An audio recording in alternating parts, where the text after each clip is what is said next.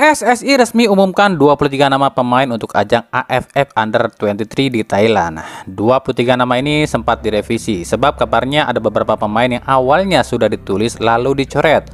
Oke, kita akan lihat perbedaannya dan siapa saja yang diganti ya. Di pengumuman yang pertama itu ada nama Muhammad Haikal, ada Muhammad Kanu, Ivar Jenner, Rafael Struijk, M. Taufan, dan Witan Sulaiman. Tapi di pengumuman kedua, 7 nama ini tak ada dan digantikan oleh Zaki Ashraf, James Kelly Sawyer, dan Rifki Dwi. Tapi di daftar ini masih terdapat nama Komang Teguh yang notabene masih tengah dalam sanksi AFC sebab keributan di final SEA Games lalu. Dan berikut daftar 23 nama pemain timnas U23 di ajang AFF Under-23 di Thailand.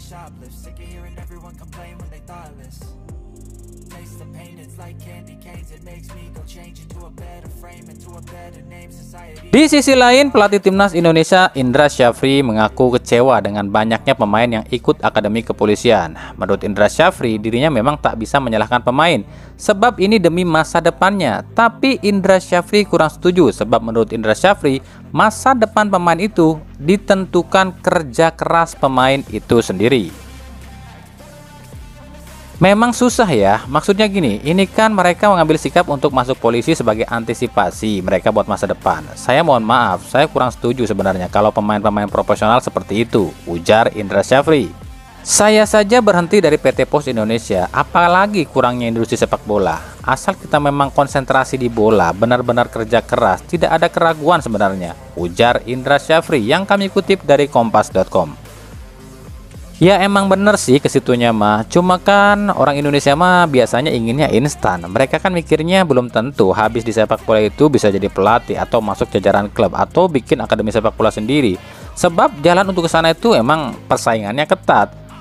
Dan para pemain Indo itu biasanya selalu melihat yang udah terjadi. Pasalnya banyak mantan pesepak bola justru susah hidupnya usai gantung sepatu. Ada yang nganggur, ada yang jadi penjual inilah, penjual itulah, ada yang jadi pemulung dan lain-lain. Jadi wajar kalau pemain Indonesia itu ketakutan.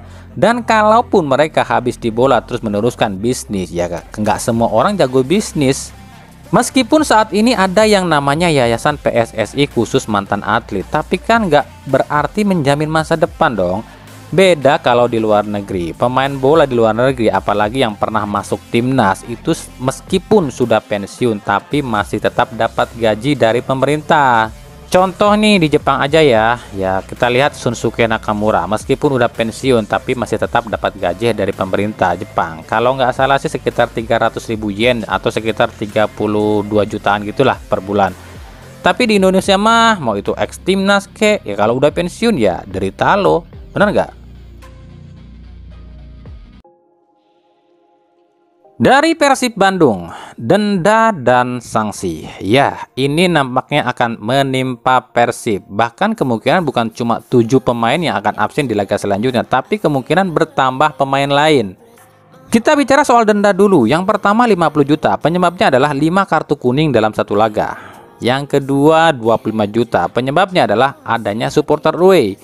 Yang ketiga 20 juta, penyebabnya adalah kerusuhan supporter. Yang keempat 20 juta, penyebabnya adalah 2 pemain Persib terpancing provokasi dan ajukan jari tengah pada penonton, yakni Ciro Alves dan Putu Gede. Yang kelima 20 juta lagi, penyebabnya adalah Maklok melemparkan botol minuman ke arah penonton. Nah untuk Ciro, Putu, dan Maklok kemungkinan bisa saja ada sanksi tambahan, yakni bisa dilarang tampil 2 pertandingan lantaran aksi mereka. Begitupun dengan tim Persis Solo, pasti kena denda juga. Yang pertama dendanya adalah 50 juta, penyebabnya 5 kartu kuning dalam satu laga. Yang kedua 25 juta, penyebabnya adalah adanya supporter away. Yang ketiga 20 juta, penyebabnya adalah adanya kerusuhan. Yang keempat 50 juta, penyebabnya adalah adanya supporter yang lakukan provokasi dan ucapan hujatan pada pemain Persib. Kemudian sanksi pun kemungkinan akan menimpa Persis Solo, yakni mungkin saja sanksinya adalah Persis Solo dilarang dihadiri penonton di 2 laga, sebab kan ini terjadinya kerusuhan dan juga aksi provokasi. Begitu juga dengan para pemain di bench Persis Solo yang kemungkinan juga akan kena sanksi lantaran selebrasi atau protes yang berlebihan saat Putu Gede di kartu merah. Di sisi lain, pelatih Boyan Hodak mengomentari penyebab kalahnya Persib atas Persis Solo. Menurut Boyan, faktor utama adalah kehilangan fokus yang membuat tim lawan bisa memanfaatkan kelengahan Persib. Yang kedua adalah mental, ya, kekurang tenangan para pemain Persib yang membuat permainan Persib seolah buntu. Dan yang ketiga adalah lini depan. Kan kami udah sering bahas ini dan banyak yang bilang kami sotoy. Ternyata benar kan? Lini belakang hilangnya Nick Kuipers dan Beto benar-benar terasa bagi Persib. Sebab di laga ini kami mencatat cuma Irianto yang lumayan apik. Sisanya ya amburadul. Lini depan, ya kita tahulah DDS kehilangan sentuhannya. Sebab di laga kemarin cuma Siro yang hidup. Tapi ya serba salah juga kalau lini depan ya. Persib nggak punya striker lain. Lalu ini salah siapa? Salah manajemen kah? Atau pelatih kah yang dianggap nggak nyari pemain striker? Entahlah. Lalu bagaimana soal Boyan Malisik yang kabarnya alias dirumorkan akan jadi asisten pelatihnya Boyan Hodak? Kami pribadi belum bisa memastikan ini berita benar atau tidak ya, dan kami pun gak mau bilang ini tuh fakta atau rumor, sebab kami belum tahu yang sebenarnya. Dan kalaupun Malisik fix jadi asistennya Hodak, ini tentunya akan memperbaiki lini bertahan Persib. Tapi bagaimana dengan lini serang? Rafal Janas, siapa dia? Dia adalah seorang pelatih asal Polandia, berusia 46 tahun, berlisensi UEFA Pro. Nama Rafal mendadak muncul dan mencuat ke publik sebab dikabarkan akan jadi salah satu pelatih klub Liga 1. Nah, kira-kira akan melatih tim mana nih? Persebaya atau Arema? Karir Rafal Janas sendiri sejauh ini belum pernah jadi pelatih kepala. Terakhir Rafal ini jadi asisten pelatih di klub Urawa Red Jepang. Nah, nama Rafal ini pun kabarnya masuk dalam kandidat pelatih Persebaya selain Paul Munster dan Luis Milla. Tapi yang jelas, dua pertandingan ke depan Persebaya masih akan tetap dipimpin oleh Uston Nawawi.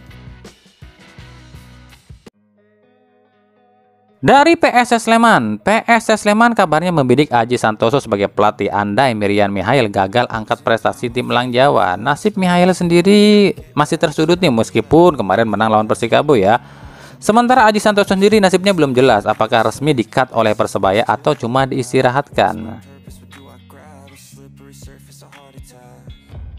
Dari Arema, manajemen Arema dikabarkan membidik ex-pelatihnya yang juga ex-pelatih Persib Bandung Robert Rene Albert. Hal ini santer terdengar di kalangan para Aremania. Meskipun Rene Albert di Persib bisa dianggap gagal, namun Rene Albert punya kenangan manis di Arema, yakni bisa hadirkan gelar juara ISL 2009-2010. Berbeda dengan Bayangkara FC, meskipun raih hasil minor di musim ini, namun manajemen Bayangkara FC tetap adem ayem apalagi soal pelatih.